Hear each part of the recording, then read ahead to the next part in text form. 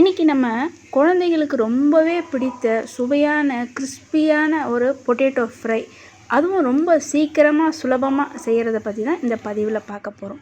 உருளைக்கிழங்கை முதல்ல நம்ம வேக வச்சு இது போல் சிறு சிறு துண்டுகளாக நறுக்கி வச்சுக்கணும். இதுக்கு தேவையான மசாலான்னு பார்த்தீங்கன்னா பிரியாணி மசாலா, மட்டன் மசாலா, மிளகாய்த்தூள், தனியாத்தூள், மஞ்சத்தூள். இது எல்லார் வீட்லேயுமே இந்த மசாலாலாம் இருக்கும். அதன் பிறகு ஒரு ஃப்ரை பேனை, ஒரு கடாயை நம்ம ஸ்டவ்வில் வச்சு அதுக்கு தேவையான அளவுக்கு கொஞ்சம் தாராளமாகவே எண்ணெய் விட்டுக்கணும். எண்ணெய் நல்லா காஞ்ச பிறகு அதில் கொஞ்சோண்டு கடுகு முதல்ல போட்டு தாளிச்சுக்கணும்.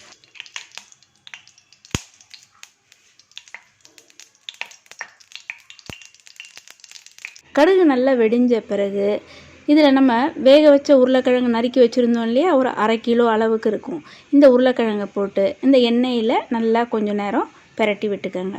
ஒரு 30 செகண்டு உருளைக்கிழங்கை பிரட்டி விட்ட பிறகு சிறிதளவு மஞ்சத்தூள், சிறிதளவு மிளகாத்தூள், வெறும் மிளகாத்தூள், இது உங்களுக்கு காரம் எந்த அளவுக்கு தேவையோ அந்த அளவுக்கு நீங்கள் சேர்த்துக்கலாம்.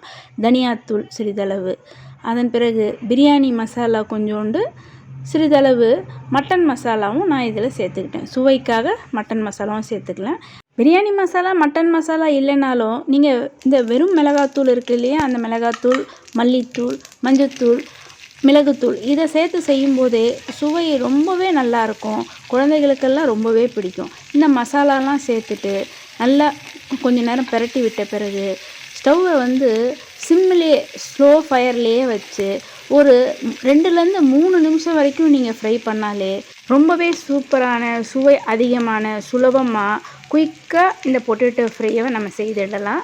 இது தயிர் சாதத்துக்கு, பருப்பு சாதத்துக்கு எல்லாத்தோடையுமே இதை நம்ம சேர்த்து சாப்பிடும்போது ரொம்பவே அட்டகாசமாக இருக்கும். குழந்தைகளுக்கு ரொம்பவே பிடிக்கும். இந்த பொட்டேட்டோ ஃப்ரை தயிர் சாதம், பருப்பு சாதம், சாம்பார் சாதம் இது போல் எல்லாத்துக்குமே ரொம்ப டேஸ்ட்டாக இருக்கும். நம்ம சைட் டிஷ்ஷுக்கு இது நீங்கள் டிஃபன் பாக்ஸில் செய்து நீங்கள் லஞ்ச் பேக் பண்ணணும் அப்படின்னு நினச்சிங்கன்னா முதல் நாளே நைட்டே இந்த பொட்டேட்டோவை நீங்கள் வேக வச்சு நீங்கள் தோலை உரித்து கூட நீங்கள் ஃப்ரிட்ஜில் வச்சுட்டு நீங்கள் மறுநாள் காலையில் நீங்கள் கட் பண்ணி இதை செய்யும்போது இந்த பொட்டேட்டோ ஃப்ரை ரொம்ப குயிக்காகவும் ஆகிடும். நம்ம ஃப்ரிட்ஜில் வச்சு செய்ய போகும்போது இந்த பொட்டேட்டோ நல்லா கிறிஸ்பாக, ரொம்பவே நல்லா டேஸ்ட்டாக, சுவை அதிகமாக இருக்கும்.